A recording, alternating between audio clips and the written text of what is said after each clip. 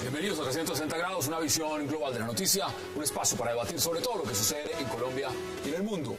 Y hoy durante 60 minutos, 360, vamos a concentrarnos en debatir acerca de la nueva demanda de Nicaragua contra Colombia en la Corte de La Haya. Managua considera que el gobierno Santos incumple sus obligaciones internacionales de usar o amenazar con utilizar la fuerza y de violar las zonas marítimas nicaragüenses, delimitadas en el fallo hace un año. La respuesta de la canciller María Ángela Holguín ha sido llamar a consultas a la embajadora Luz Estela Jara y afirmar que Nicaragua es un pésimo vecino, pues acude directamente a la Corte sin exponer primero sus quejas ante Colombia. ¿Qué pasará ahora? Especialmente después de que el Parlamento nicaragüense autorizó el ingreso de tropas, naves y aeronaves militares de Estados Unidos y Rusia a los espacios marítimos delimitados por La Haya. Vamos a debatirlo todo esta noche en 360 y no se muevan, que ya en segundos le damos la bienvenida a nuestros invitados.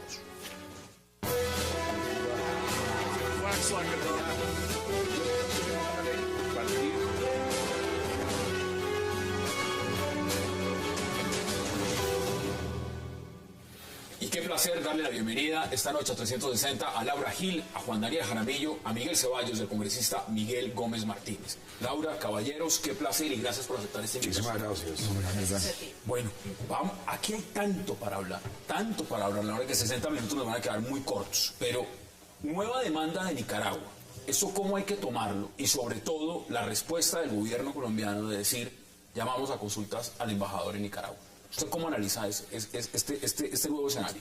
Yo creo que lo que tenemos que, el único análisis que se puede hacer es un fracaso del manejo de la política exterior post-fallo. En un año, no una demanda, 2 demandas. Cuando todas las baterías de Colombia tendrían que haber estado enfiladas a evitar estas demandas, a mirar hacia el futuro, a no perder más. Bueno, aquí estamos con 2 demandas y, por supuesto, llamar a consultas a una embajadora no resuelve nada. ¿Eso es dejar las cosas? Eso es un paño de agua tibia frente a este debate. Juan Daniel, usted si algo tiene es que conoce bien este proceso. Además, usted estuvo adelantando una parte de lo que podía llamarse esa asesoría. Ahora, ¿cómo ve usted este nuevo escenario? Muchísimas gracias por la invitación. Yo realmente no entiendo qué sentido tiene llamar a consultas a la embajadora de Colombia en Nicaragua. Yo quiero recapitular aquí y recordar dentro de la técnica diplomática lo que significa el llamamiento de un embajador. El llamamiento de un embajador puede entrañar la señal de una protesta en relación con una medida expedida con un gobierno. Yo no veo fuera de las protestas que ha hecho Colombia reiteradamente que pueda añadir el llamamiento de una funcionaria de segunda o tercera categoría que tenemos en Managua a consultas en Bogotá. No entiendo qué tipo de consultas deben estar haciéndose con ella. Y lo que sí definitivamente no entiendo es por qué razón Colombia deja que una tercera demanda, no es una segunda demanda, es una tercera demanda, sea instaurada sin haberla previsto y sin haber tomado las medidas pertinentes para neutralizarla. ¿Es creíble eso de que no se había previsto? O eso se veía, eso se podía prever, eso era fácil de detectar. Porque el tema de lo que fue, digamos, la aspiración de Nicaragua frente a su ampliación de espacio, 300 millas, ya lo sabíamos. Pero esta nueva frente al manejo que le había dado Colombia, ¿se podía prever? En diplomacia, cuando 2 antagonistas, y Colombia y Nicaragua lo son, se sitúan en un campo dominado por uno de ellos, pues el que no responde es arrinconado, y esto es lo que le está pasando a Colombia. Está siendo definitivamente arrinconado por una estrategia triunfante, victoriosa de Nicaragua, que yo tengo que registrar con inmenso dolor de colombiano. El grupo de abogados que contrató el gobierno colombiano, dentro del cual únicamente habíamos 2 abogados internacionalistas, el doctor Rafael Nieto Navia y yo, hicimos una serie de recomendaciones, y debo decir, una de estas recomendaciones fundamentales lo hago público en este momento porque con el doctor Rafael Nieto Navia hemos tomado la decisión de hacerlo, fue el trazado de unas líneas de base que es una operación que salvaguarda los mares territoriales y zonas contiguas de los países. ¿Qué dijeron? La Corte Internacional de Justicia, en el fallo que favoreció a Nicaragua, autorizó a este país a trazar estas líneas de base sobre su costa. Las líneas de base son unos trazados que en derecho marítimo enlazan los puntos más salientes de una costa sobre las bahías y otras formaciones con el fin de proyectar esta línea sobre la parte exterior, y de esta manera se tiene un área homogénea en el mar territorial y en la zona contigua. Nicaragua lo hizo el pasado agosto, hace solamente 2 o 3 meses. Colombia en 1984 hizo unas líneas de base sobre el Mar Caribe y el Pacífico, pero se le olvidó trazar las de San Andrés y Providencia.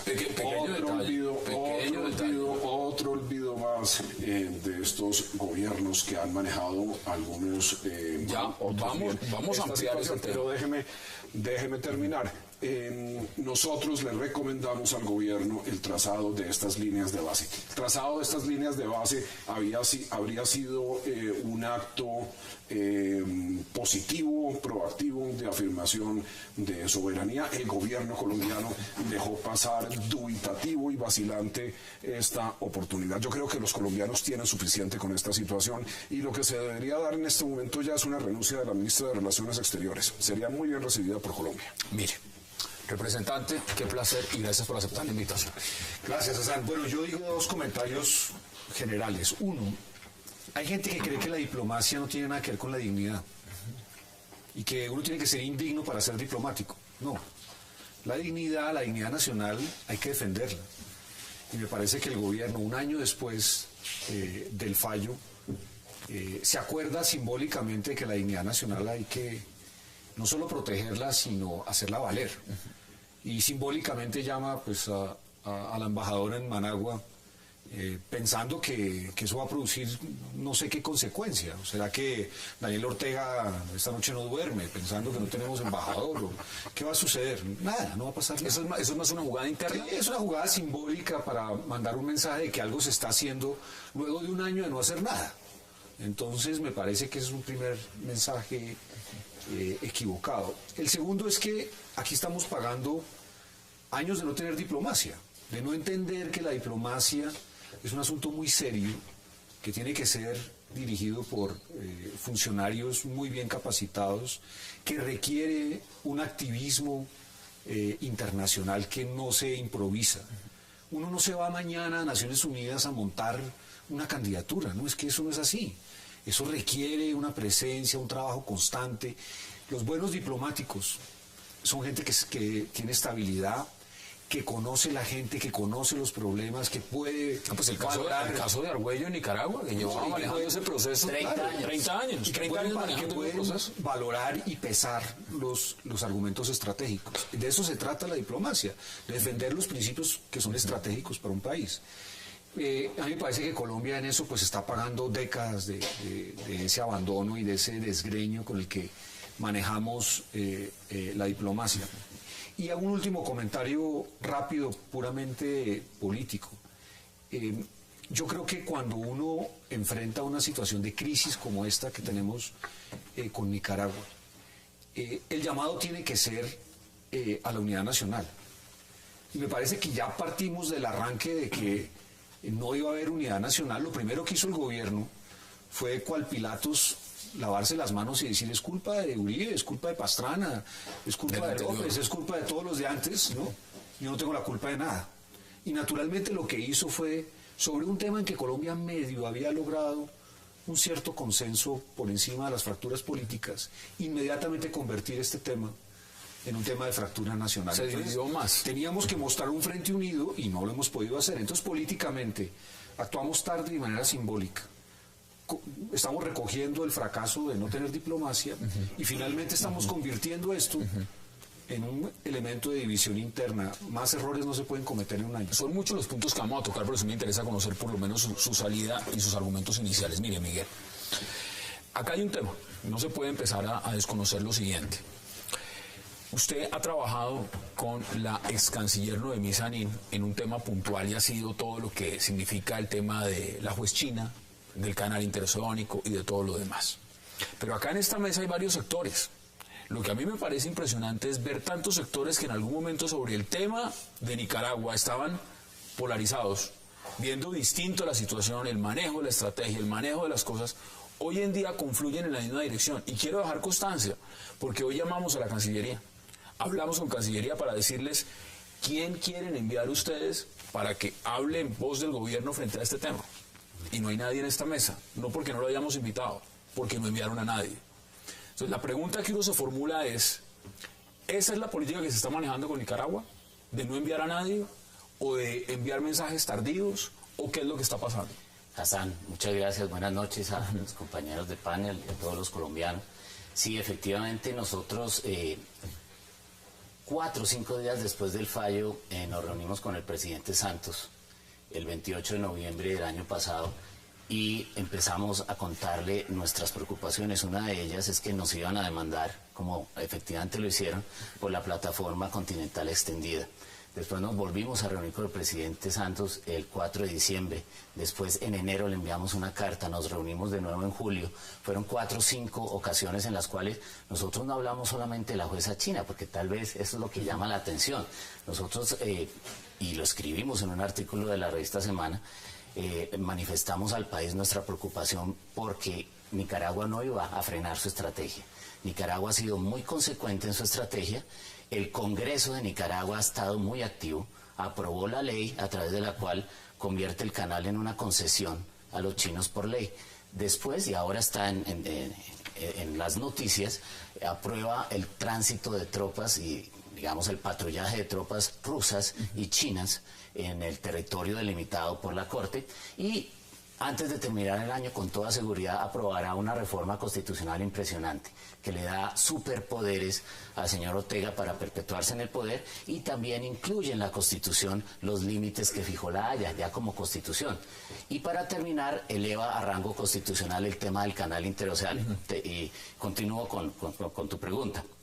¿Cuál es el tema?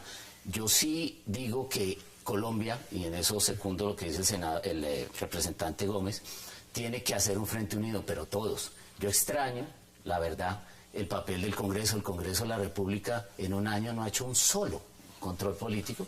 Lo han pedido. No, perdón, venga y le agrego. Es que acá hay unos que tienen proyectos que están pidiendo con ley prácticamente de urgencia. Sí. Pues hoy no ha habido control político. Vamos esta semana con mensaje de urgencia para aprobar una ley estatutaria que elimina la elección popular de los parlamentarios andinos. Imagínate. Para eso, o sea, eso tiene ley de urgencia. Eso es importantísimo. Para eso no ha habido un solo debate de control político. No se ha podido hacer. El representante Navastalero ha pedido en varias ocasiones que se cite. ¿Sabe lo que pasa? Y no se ha podido hacer porque el Congreso recibe la llamada de presidencia diciendo ese tema no se puede. Yo quería terminar con un punto.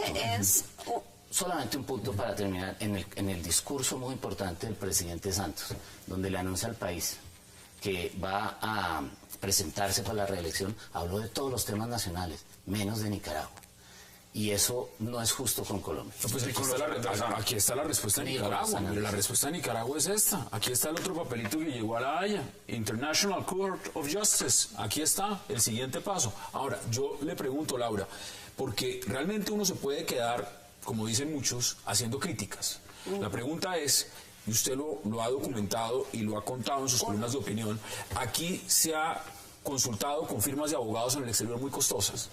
Se ha gastado tiempo preparando una estrategia. ¿Qué ha pasado con eso? Mire, lo que ha pasado es que prevaleció lo interno frente a lo internacional. Y para no arriesgar a lo político electoral, se arriesgaron los intereses nacionales colombianos. Aquí todos nosotros hemos estado juntos en muchos debates durante este año y hemos estado en desacuerdo en cuál debería ser la posición que tenía que asumir Colombia frente a Nicaragua. y todos lo sabemos, todos hemos... Es que yo los he visto, los he escuchado. Ha habido, yo creo Pero- que un común denominador, y es que hay que actuar. Hay que actuar. Exactamente, y eso fue, creo yo, la gran falla de Cancillería que nos pone a todos nosotros desde orillas distintas hoy de acuerdo en que esta política exterior fracasó. Y fracasó por la inacción, porque en este momento estamos reaccionando. Mire, esta demanda de desacato para Colombia debe ser una vergüenza. ¿En qué momento nosotros pasamos a ser un país que no cumple sus obligaciones internacionales y que se expresa tan claramente? Le voy a explicar por qué el presidente puso primero lo político electoral antes que lo internacional. Cuando un presidente se para y dice acato pero no cumplo pero no acato, la verdad es que yo no ya ni me pierdo ni cuál era. No, es inaplicable. O sea, fíjese lo que dice la demanda, es que los presidentes, las declaraciones de los presidentes son actos de Estado. Cuando un país quiere desacatar el fallo, lo desacata y punto. No pone al presidente de la República y a su canciller a anunciarle al mundo que va a no cumplir un fallo internacional. Es que eso es absolutamente Tengo que ir a una inaudito. pausa, la primera de esta noche, y vamos a continuar el debate y pueden intervenir cuando quieran. Vamos a la primera pausa en 360 y ya regresamos para seguir hablando, por supuesto, de Nicaragua, de San Andrés y de política exterior de Colombia. Ya regresamos.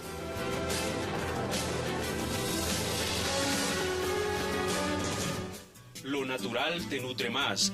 Toma leche colombiana, una campaña del Fondo Nacional del Ganado, Fedegan.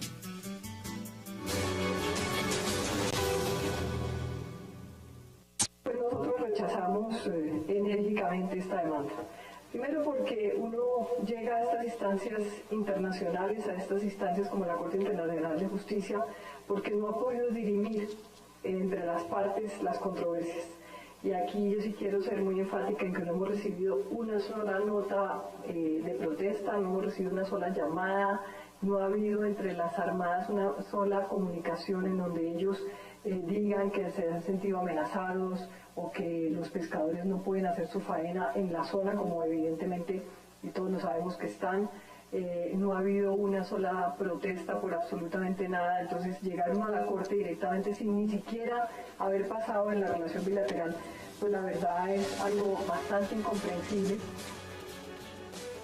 Regresamos a 360, son las declaraciones de la señora canciller de Colombia. Le agrego unas también porque el señor ministro de la Defensa, Pinzón, dijo que Nicaragua tiene una actitud de preadolescente, pero parece ser preadolescente muy bien asesorado. Y muy maduro jurídicamente, sí, la verdad, porque el preadolescente. Va ganando absolutamente todas. ¿Cómo ve usted? Definitivamente quedo cada día que la oigo más pasmado con la canciller María Ángela Holguín. Bogotá, Colombia denunció el Pacto de Bogotá.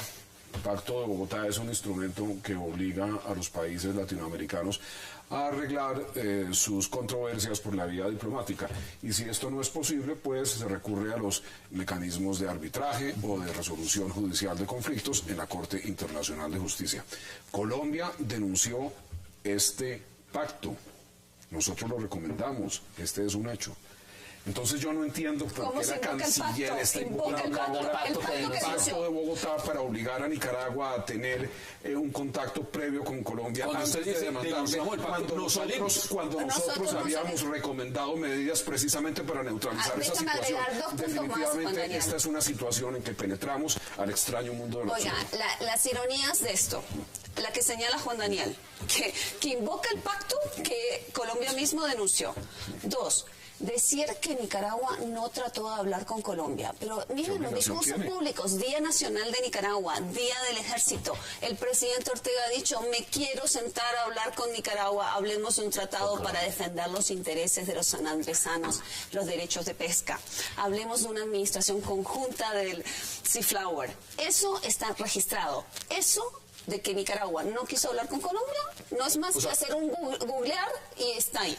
Tercero, el colmo de las ironías. La segunda demanda, o sea, la primera que se pone después del fallo, la segunda, en la que pide la plataforma continental extendida, Colombia nombra como agentes a Carlos Gustavo Arrieta y a Manuel José Cepeda. Eso francamente es como nombrar a los mejores ortopedistas del país para un enfermo del corazón.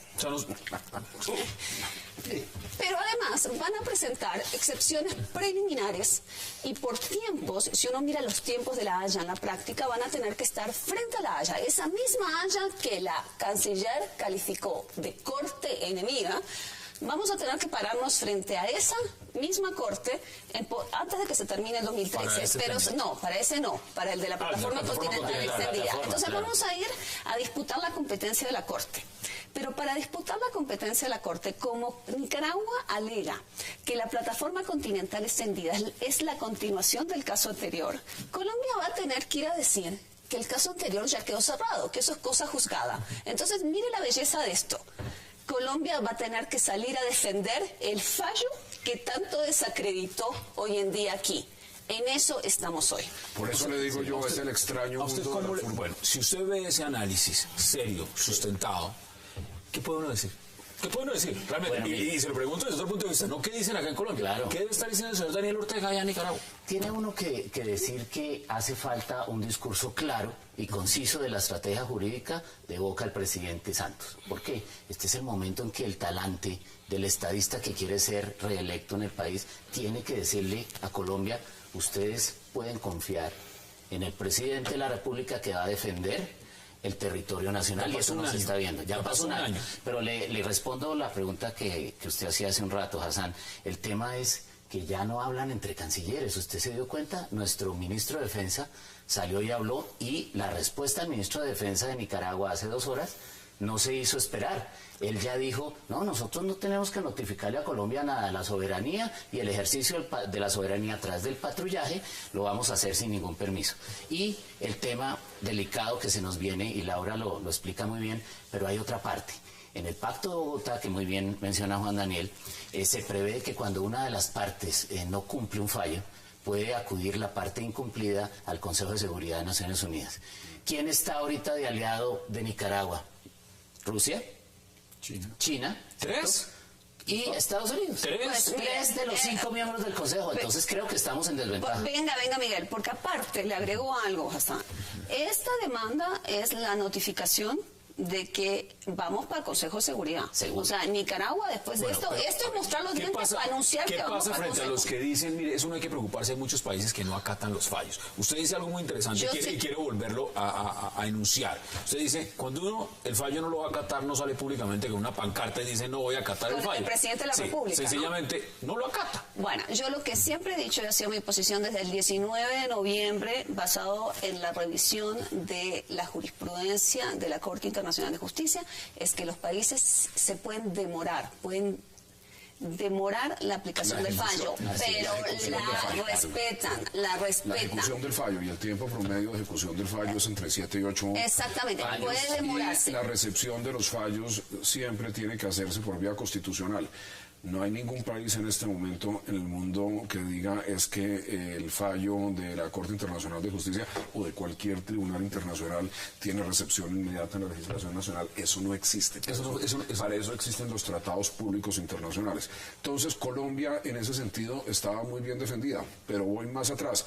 Nosotros en el grupo de abogados, donde hubo discusiones bastante serias, algunas veces informadas, otras veces no tanto, le propusimos, además de las líneas de base que he tratado aquí, empezar a estudiar muy seriamente los recursos de interpretación y de revisión que le otorga a Colombia el Estatuto de la Corte Internacional de Justicia. El Estatuto de Interpretación es, en cierta forma, una apelación que le permite al país previo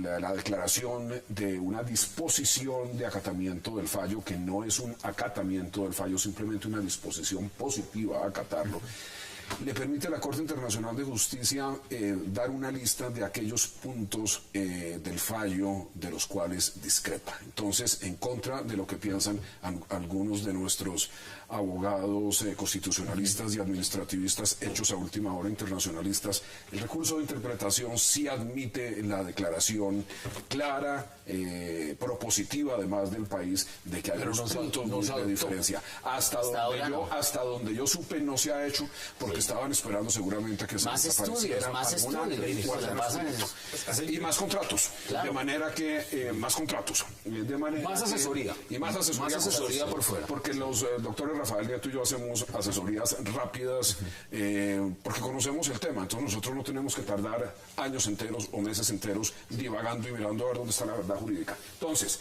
ese recurso de interpretación no sabemos dónde se encuentra. Está el recurso de revisión, donde cabría eventualmente el asunto que se ha llamado erróneamente del Canal de Panamá. No, aquí hay una cuestión geopolítica más grande que se trata de el ingreso dentro de un área regional de potencias extranjeras por la vía de la construcción de un canal y además de una decisión nicaragüense que parece que el gobierno ha omitido y le parece que no es importante, que va a construir ese canal en aguas que son colombianas. Bueno, lo hemos denunciado, Juan Daniel, todo el año. porque han dicho, y tengo las declaraciones donde han dicho desde el gobierno colombiano que ese canal no afecta soberanía colombiana. Pero mira, ¿sabe qué? Eso no se resuelve si no nos sentamos a hablar con Nicaragua. O sea, el trazado del canal, ¿por dónde va? Todo esto podemos especular, pararnos en la cabeza, mientras Colombia esté decidida a no sentarse con Nicaragua, ese tipo de cosas no se van a aclarar. Ya lo ponemos sobre la mesa. La vía que se busque, la política o la jurídica, ustedes saben, yo he tenido enormes dudas con el tema del canal, pero no se política o jurídicamente, si se van a explorar esas vías, hay que sentarse a hablar con Nicaragua. Tengo que ir a una pausa obligatoria y vuelvo con usted inmediato apenas entremos. Vamos a la pausa en 360 y ya regresamos. O sea, que nos digan.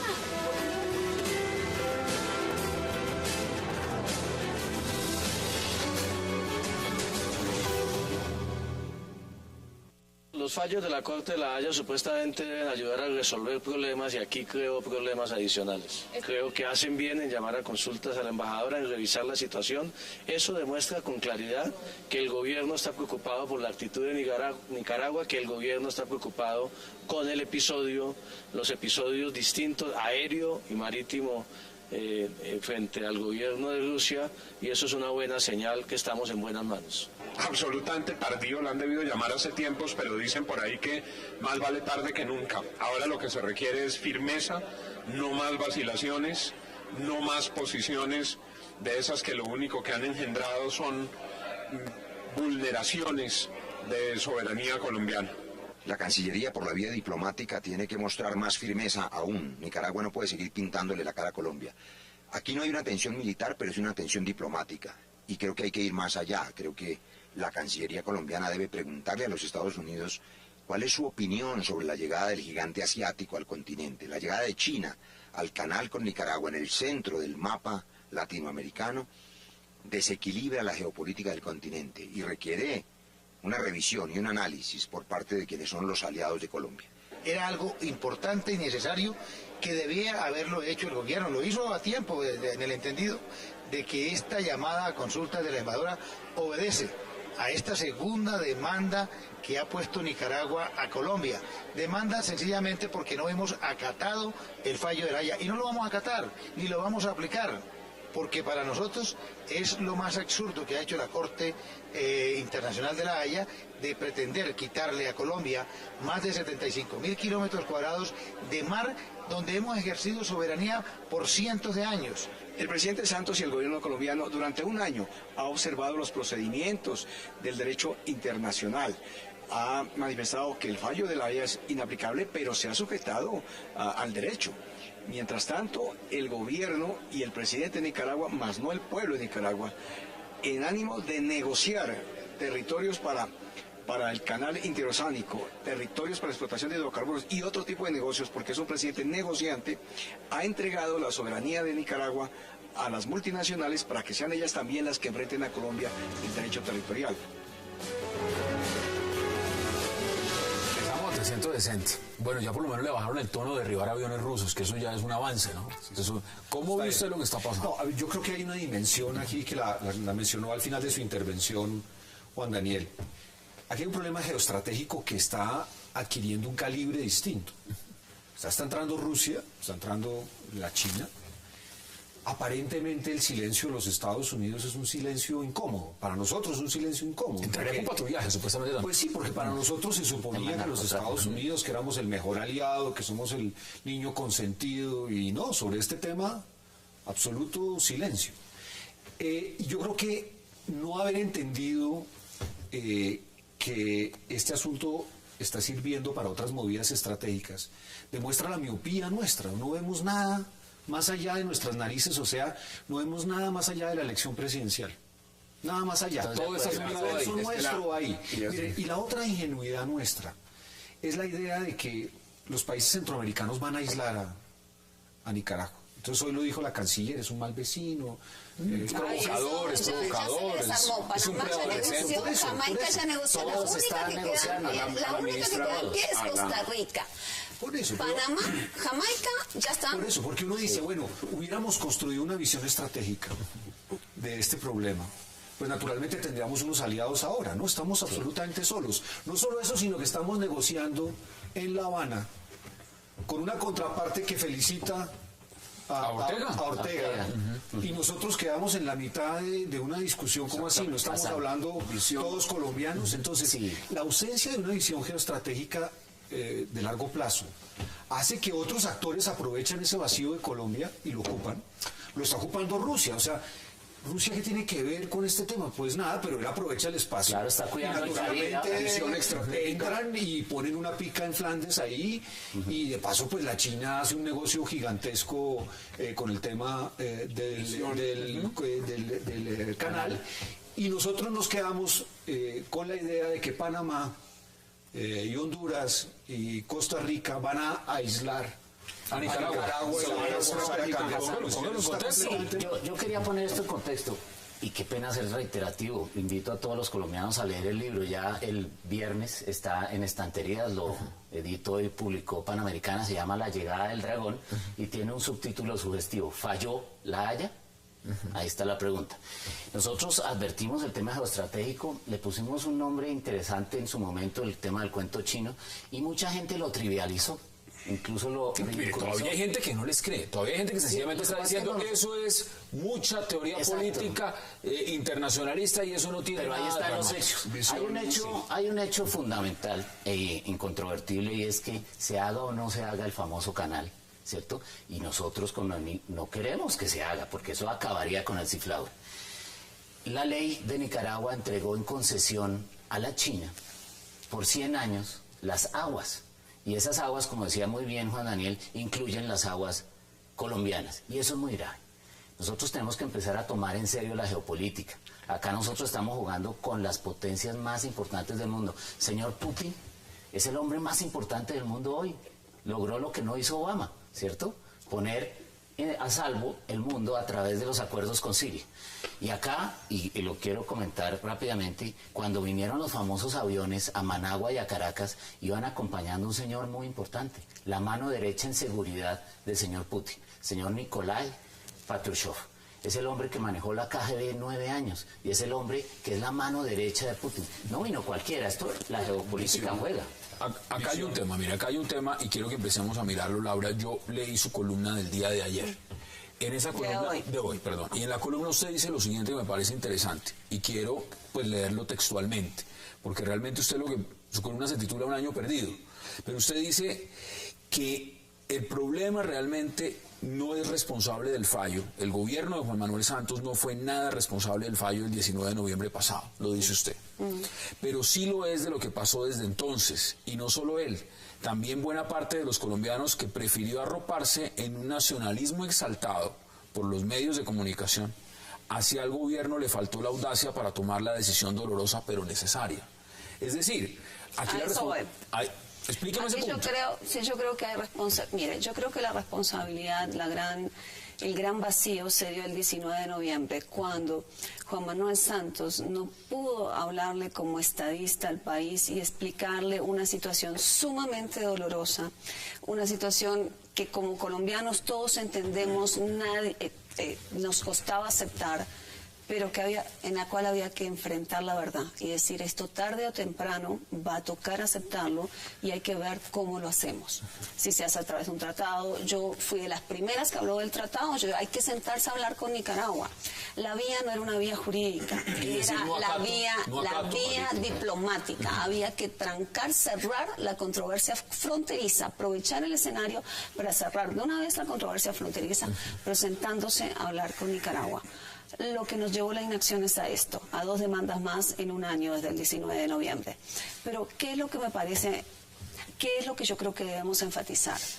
Que hay que tener cordura, que dejemos los patrioterismos, que pensemos con la cabeza fría.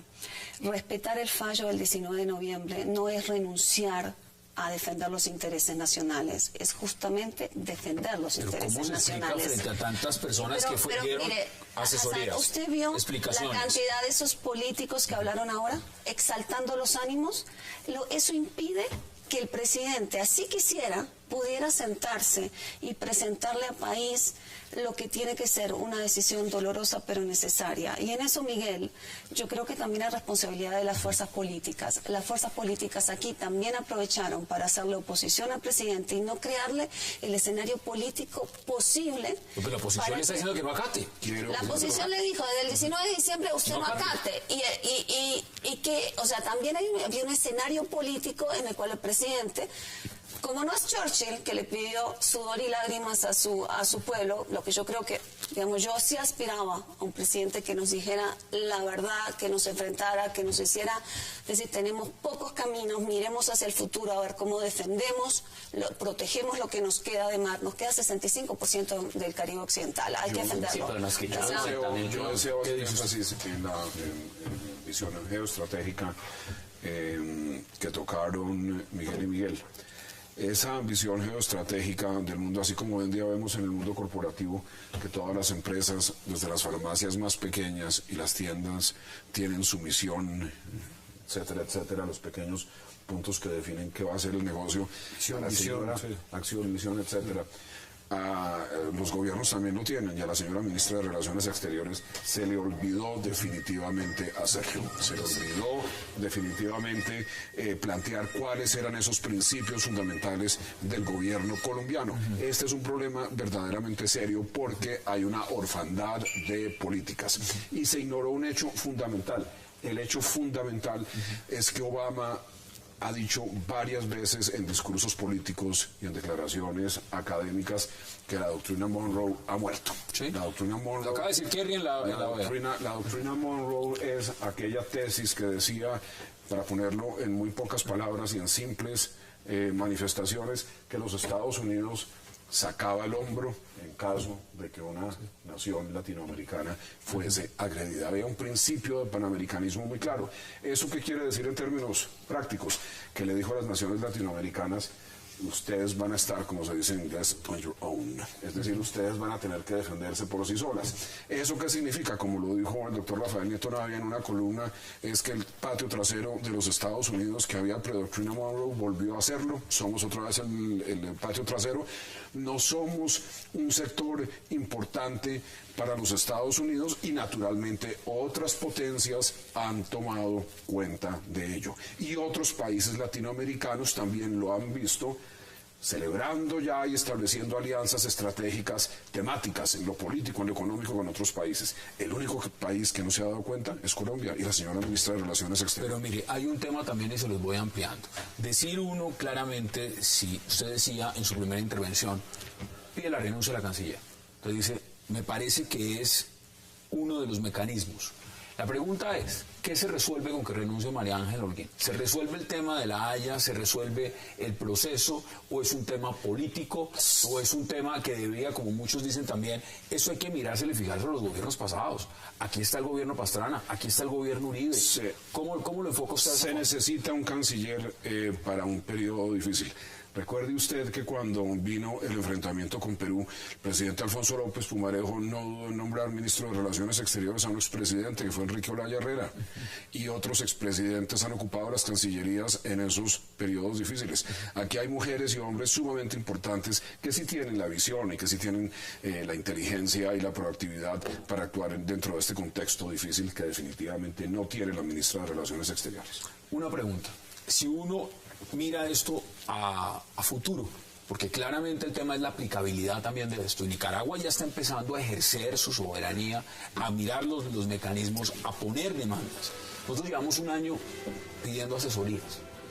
¿Dónde ve usted el panorama de Colombia en lo que viene? Usted lo ha dicho, esto viene enfocado en un tema de campaña electoral. Sí, es que el gobierno no quiere malas noticias, ninguna, sobre ningún tema. Entonces, si para el campo, entonces hay que apagar eso como sea. Si se hunde la reforma de la justicia, hay que ver a ver cómo echamos marcha atrás. O sea, este es un gobierno que tiene la reversa fácil. O sea, le encanta dar para atrás, marcha atrás, sin ninguna dificultad. Entonces yo creo que el problema es que de aquí a las elecciones, el gobierno va a querer que este tema pase bien agachadito. Perder 6 meses más, que es lo que falta, digamos, para la segunda vuelta electoral, lo único que va a hacer es debilitar aún más la posición de Colombia, que ya es frágil, es bien frágil. Entonces, el tiempo aquí es importante, y si el gobierno no asume la tarea grande de intentar poner el punto en la agenda, tal vez como lo sugiere Laura, que es, digamos la verdad, sí, perdimos, y nos va a tocar aceptar que se perdió y sentarse a negociar. Pero con tengo que ir a una pausa. No, y sentarse con los nicaragüenses no es una deshonra, pero hemos logrado crear el ambiente de que el que se siente con el canciller nicaragüense es un vendepatrias. Entonces, vamos a debatir ese punto. Vamos a la pausa en 360 y ya regresamos.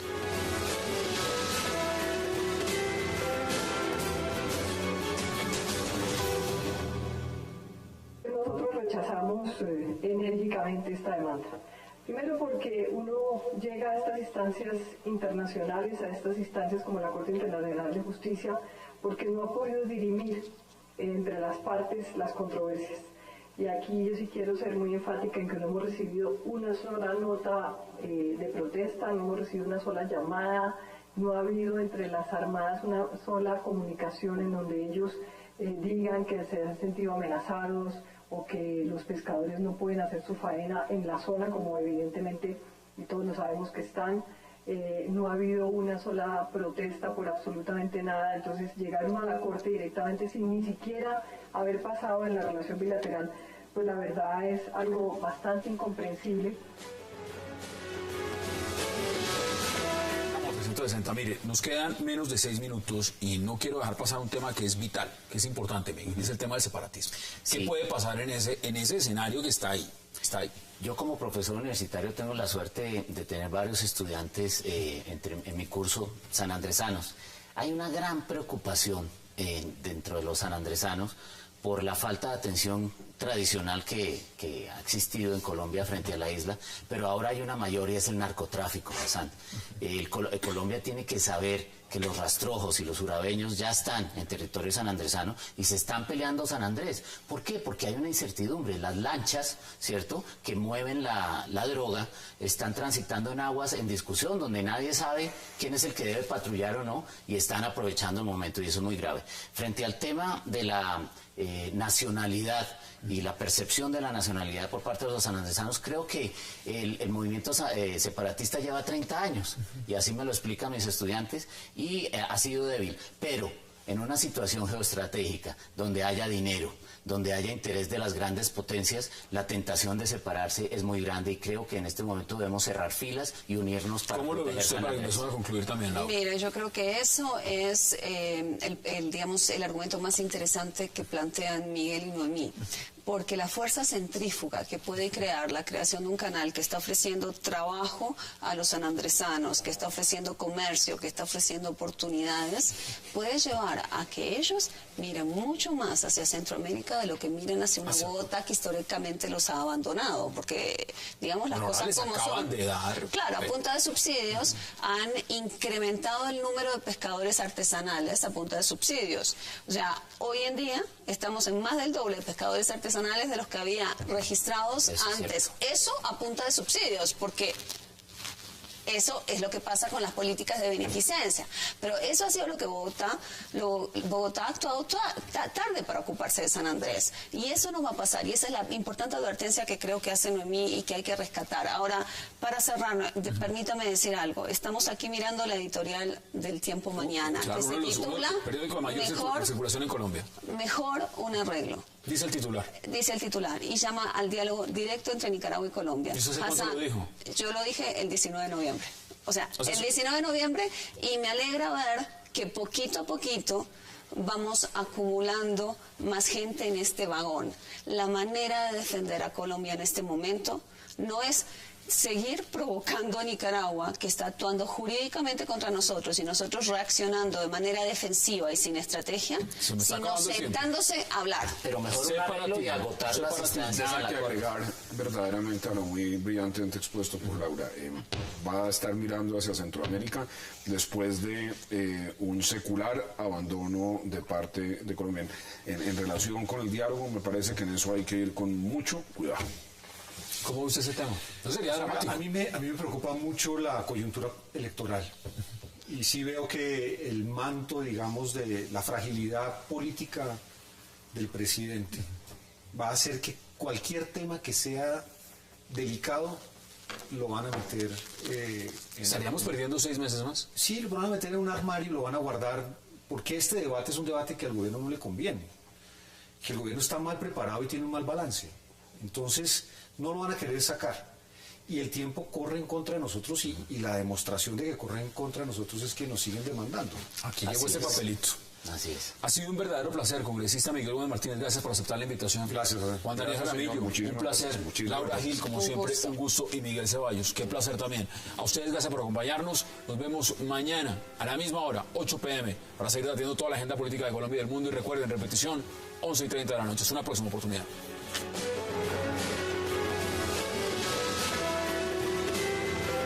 Expreso Bolivariano, vamos por Colombia, presentó 360 grados.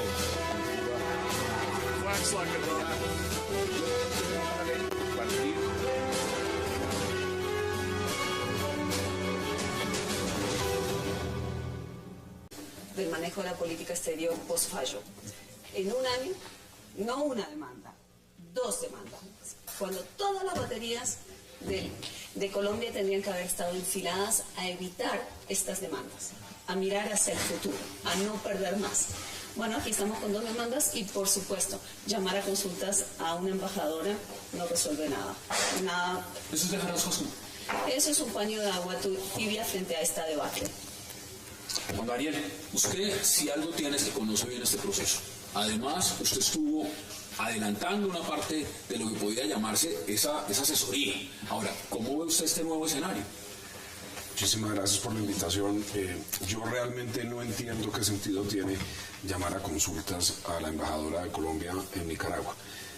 Yo quiero recapitular aquí y recordar dentro de la técnica diplomática lo que significa el llamamiento de un embajador. El llamamiento de un embajador puede entrañar la señal de una protesta en relación con una medida expedida con un gobierno. Yo no veo fuera de las protestas que ha hecho Colombia reiteradamente que puede añadir el llamamiento de una funcionaria de segunda o tercera categoría que tenemos en Managua a consultas en Bogotá. No entiendo qué tipo de consultas deben estar haciéndose con ella. Y lo que sí definitivamente no entiendo es por qué razón Colombia deja que una tercera demanda, no es una segunda demanda, es una tercera demanda, sea instaurada sin haberla previsto y sin haber tomado las medidas pertinentes para neutralizarla. ver, ¿es creíble eso de que no se había previsto? O eso se veía, eso se podía prever, eso era fácil de detectar. Porque el tema de lo que fue, digamos, la aspiración de Nicaragua frente a su ampliación de espacio, 300 millas, ya lo sabíamos. Pero esta nueva frente al manejo que le había dado Colombia, ¿se podía prever? En diplomacia, cuando dos antagonistas, y Colombia y Nicaragua lo son, se sitúan en un campo dominado por uno de ellos, pues el que no responde es arrinconado, y esto es lo que le está pasando a Colombia. Está siendo definitivamente arrinconado por una estrategia triunfante, victoriosa de Nicaragua, que yo tengo que registrar con inmenso dolor de colombiano. El grupo de abogados que contrató el gobierno colombiano, dentro del cual únicamente habíamos 2 abogados internacionalistas, el doctor Rafael Nieto Navia y yo, hicimos una serie de recomendaciones, y debo decir, una de estas recomendaciones fundamentales, lo hago público en este momento porque con el doctor Rafael Nieto Navia hemos tomado la decisión de hacerlo, fue el trazado de unas líneas de base que es una operación que salvaguarda Estados Unidos y Rusia a los espacios marítimos delimitados por La Haya. Vamos a debatirlo todo esta noche en 360 y no se muevan, que ya en segundos le damos la bienvenida a nuestros invitados.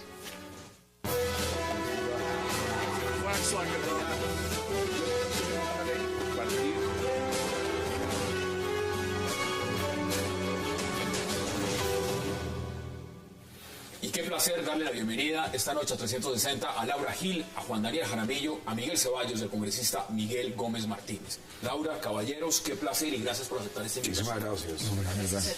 Bueno, vamos, aquí hay tanto para hablar, la hora que 60 minutos nos van a quedar muy cortos, pero nueva demanda de Nicaragua, ¿eso cómo hay que tomarlo? Y sobre todo, la respuesta del gobierno colombiano de decir, llamamos a consultas al embajador en Nicaragua. ¿Usted cómo analiza este nuevo escenario? Yo creo que lo que tenemos que, o sea, el único análisis que se puede hacer es un fracaso.